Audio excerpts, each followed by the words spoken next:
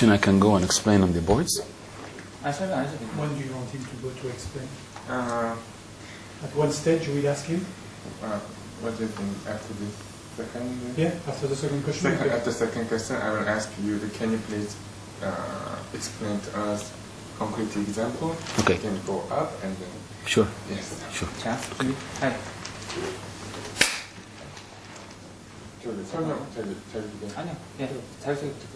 Can you I have look at the camera. Yeah, look at me, please. Can you please explain yourself, please? My name is Abdullah Ahmed Balala. I'm the Planning Department Manager at the Abu Dhabi Urban Planning Council, specifically in the Development Review Directorate. Could you please tell us what is Abu Dhabi 2030 plan and recent progress and situation of planning process of Abu Dhabi Emirates and main urban development projects, for example, Capital District? First of all, allow me to say thank you. I'm very delighted to be shown at your esteemed channel. A channel like MBC is well known in Korea and in Asia in general. To talk more about Plan Abu Dhabi 2030, Plan Abu Dhabi 2030 is the first actually findings of the creation of Abu Dhabi Urban Planning Council. It is a high-level strategic plan. It shows and it's illustrating the new planning principles Abu Dhabi government wants to be well known about, and it's a plan, a high-level and strategic plan, shows a number of frameworks such as transportation frameworks, environmental framework, infrastructure framework, as well as the land use framework. So today, when we talk about the number 2030 in Abu Dhabi Urban Planning Council, we don't only talk about Abu Dhabi 2030, but we talk about number of 2030s.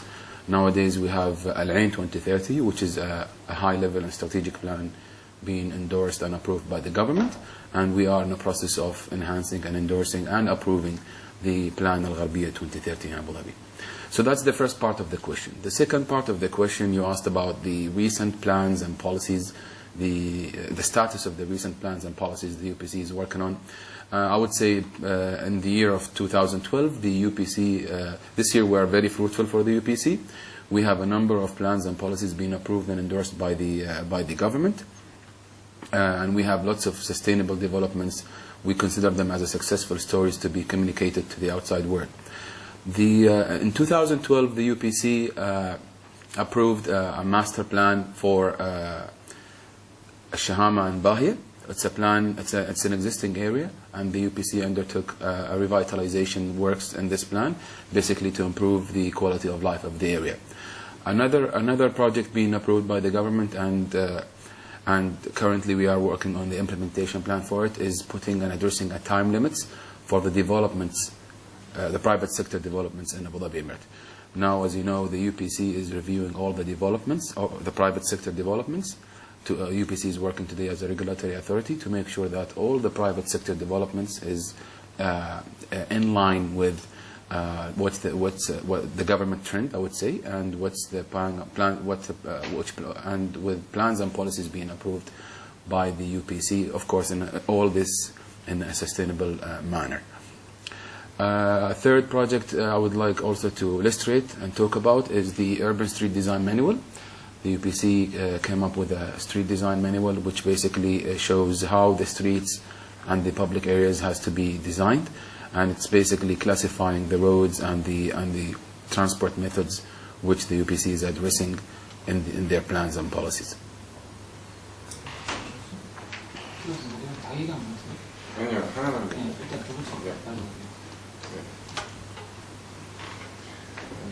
Second question. Can you please tell us, are there any relationship or bindings such as an MOU, joint project or contract between Abu Dhabi UPC and Korean company or Korean government?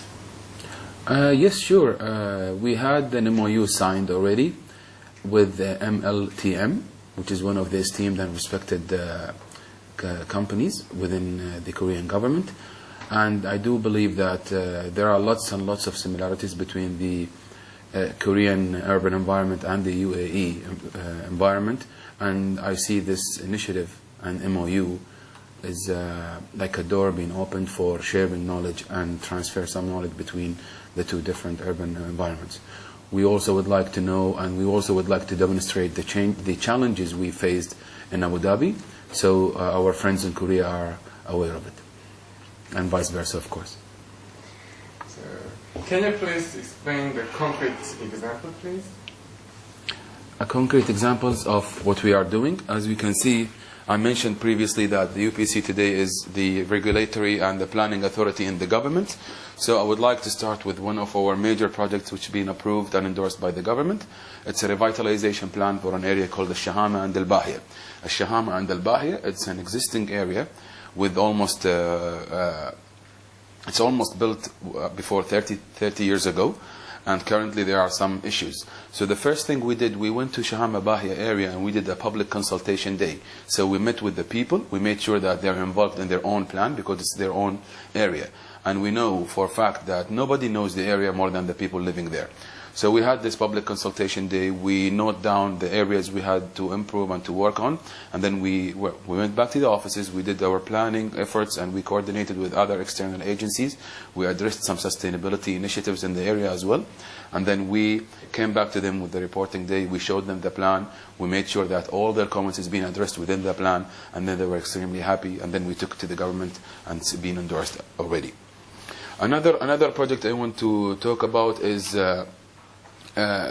when we do revitalization plans is we do that in different levels. One of the levels we do, especially in downtown Abu Dhabi, and these pictures can show more. A picture is more than 1,000 words.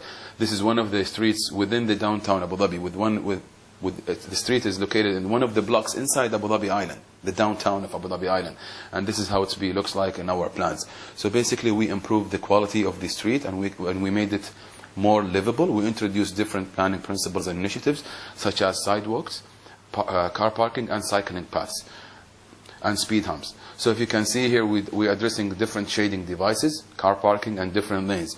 We want to reduce the dependency on cars, and that's of course is pouring into a sustainability aspects. So these are one of the planning principles applied in one of the major roads in the downtown of Abu Dhabi.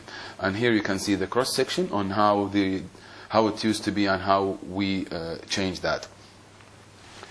Other projects, we always introduce an urban and sustainable design in our projects. So as you can see here, we have a design studio with high skilled urban designers, and we do introduce on the roads, and that's been communicated to the media. Today Abu Dhabi had only in 2012 more than 15 pedestrian bridges across Abu Dhabi roads. So we want people to walk and talk and socialize, and that's happening through our master plans and the revitalization and enhancement plans in Abu Dhabi.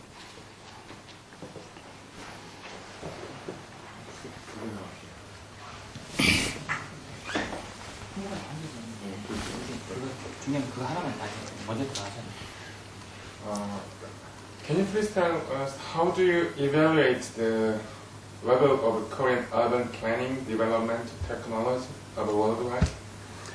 I actually got amazed by the Korean technology. The last time when we signed the MOU with MLTM, the Korean planning regime representatives demonstrate a high technology, especially and the part I like that everything they are doing is linked to a GIS.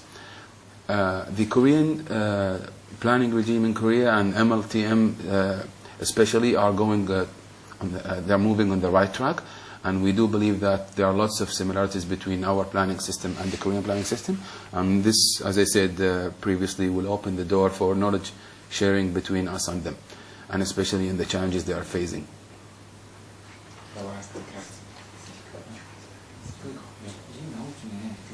Last question.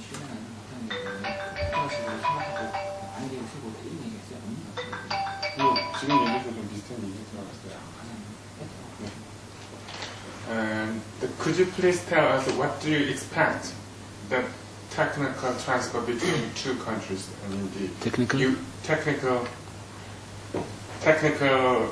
transfer between Abu Dhabi, UAE, and Korea in field of urban planning, will it mounting the future? I do believe. Okay.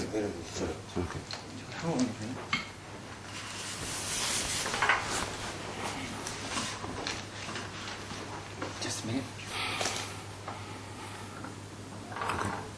Thank you. Yes. Okay. So we can answer now? Okay.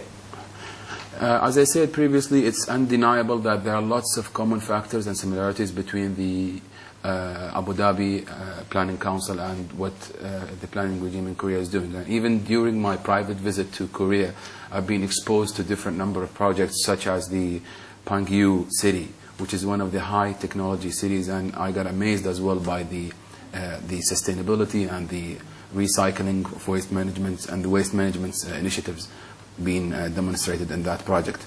As I said, from my own point of view as an urban planner, I think Korea did a great job in the past 15 years, especially on the public realm aspects. As I said, I'm exposed to different number of projects such as the Insaidong and the 801 in Seoul. Those are one of the mega projects, and I see them as successful stories. Today in Abu Dhabi, we do have lots of urban planning and public realm projects. We have the square of Al-Imarat, the mother of the UAE, Her Highness Sheikh Fatima bint Mubarak, and it's a similar project to the Insaidong in Seoul. So in that aspect, I do believe that there's lots of knowledge transfer can be happened, especially on how these squares and open spaces can be designed. On the other hand, as I said, the Korean technology, especially in the GIS and in the plot subdivisions, as demonstrated in the seminar we had with MLTM. In that area, I think the UPC can gain a lot from the MLTM and the planning authority over there. In addition to all that, I think the UPC has a strong position on preventing sprawling in cities and on managing growth. And that's something we always can communicate to our friends in Korea and to any other countries who is interested to share knowledge with us. Okay. Okay? Yeah, okay. Thank you. Perfect. Thank you so much.